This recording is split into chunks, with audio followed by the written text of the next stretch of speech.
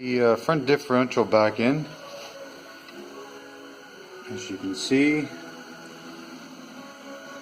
Dry shafts are hooked up, got the tires on, and I'll just show you the wire that I replaced, the ground wire. It was on this plug right here. It was this wire, so I just cut it, spliced it in, and then I ran the ground wire up to here, right there. So now we'll start it and see if the four-wheel drive is working. Before I hooked up the wiring and fixed this tire wasn't turning at all, the right side, and the left side would turn a little bit, but I could stop it with my foot. So I'll just show you again.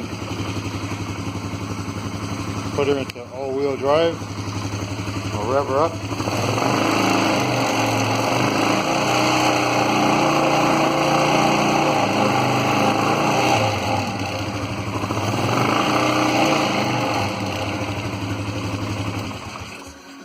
Okay, so there's no way I could stop that wheel from spinning, so it seems to be working. All it was a grounding problem, turns out. So that's working pretty good.